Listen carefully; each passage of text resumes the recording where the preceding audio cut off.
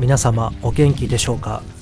気温も徐々に暖かくなり、ヤギたちも嬉しそうです。山暮らしの冬は本当に辛いので、早く春になってほしいものです。さて、ヤギ牧場と鶏小屋の掃除を定期的に行うのですが、大量に出てくるヤギの糞と鶏の糞、この処理をどうにかしなければならないと1年ぐらい思っていました。じゃあどう処理するか一生懸命考えた結果、畑にぶち込むしかないんじゃないかなって、それしか思いつきませんでした。畑はですね、何もない山肌をユンボで削って一生懸命スペースを作りました。何もわからないながらも、自給自足を目指してやっていたんですが、正直成功したかと言われると全くだなっていうのが本音ですね。そして1年が経ち、2年が経ち、3年が経ち、自給自足とは程遠いのになぜか畑だけ大きくなるという結果になりました。そして去年の夏野菜はついにイノシシに荒らされるというハプニングが起きてしまいました。しかし自給自足はまだ諦めていません。畑の再起を目指して作作りからやり直したのが今年の1月のことでした。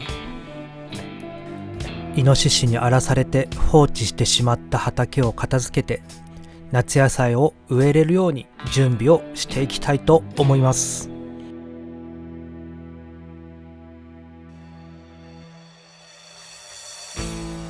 正直やることは一つですよね。ひたすら耕します。めっちゃいい。これは一人でやる作業なんでしょうか。耕運機を使わなくていいんでしょうか。そう自問自答していると、ヤギたちが遊びにやってきました。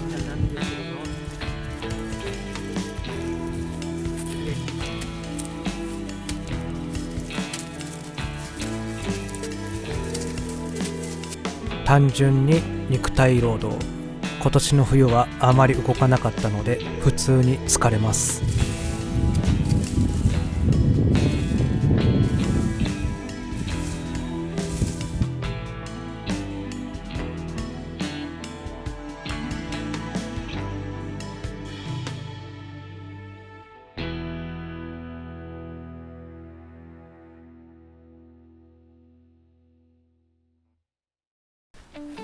ある程度耕せたので、ヤギの糞を畑に持っていきたいと思います。ちゃんと堆肥化できているか少し心配ですね。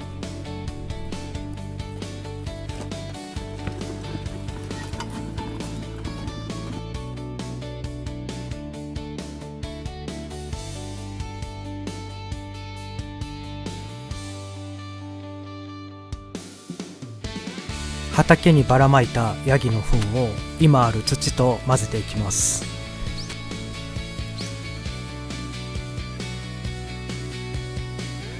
米ぬかもおかわりで巻いておきます。これが正解かどうかは全く分かりません。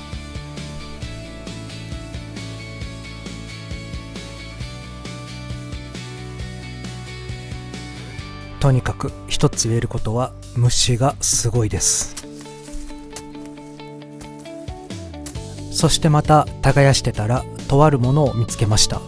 何やこれ、いっぱい出てくる。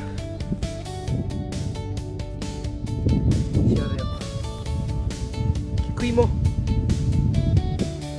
かに2年前くらいに植えた記憶あるぞ。畑を耕してると急にじゃがいもとか出てきたりするんで、なんだかサプライズ感がありますね。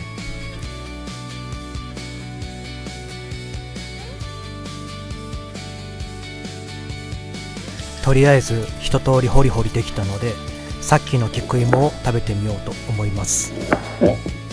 初めて食べるので食べ方を調べてみたところ、生で食えとのことでした。フォルムが最悪や。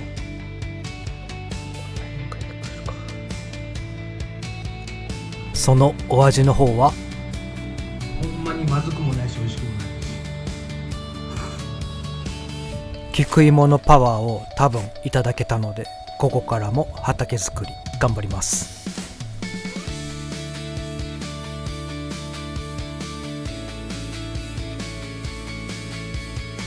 全部の畝を作ってからマルチをしようと思ったんですけど、他の畝を作ってる時に作った畝を壊しちゃったので、1個ずつやることにしました。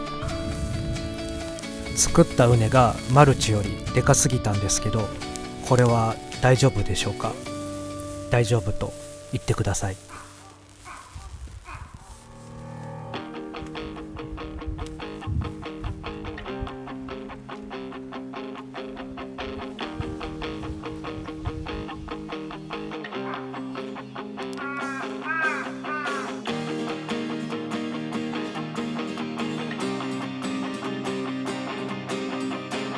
畝の周りにはもみ殻を巻きました。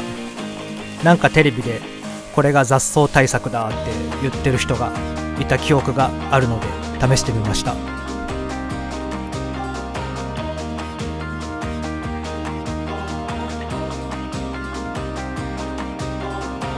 一人で退屈だったので鶏も連れてきました。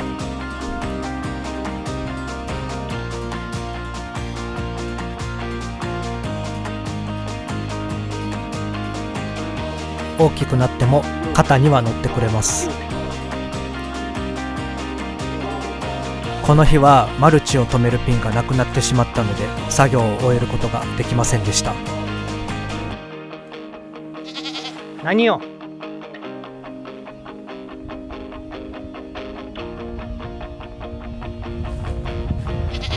何ですか？何？ここの畝は今回から追加しました。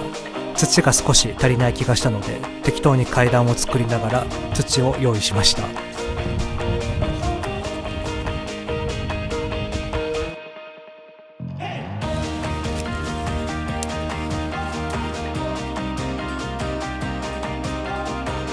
一通り作業が終わったらヤギ牧場の掃除をしてまた糞を集めます。しばらくはこの畑の作業と堆肥作りの繰り返しになりそうですね。とにかくヤギの糞は処理していかないといけないので、本当にこればっかりは極めないとなと思っています。苗を植えるのを楽しみにしつつ、今年こそ野菜の自給自足成功させたいと思います。ご視聴ありがとうございました。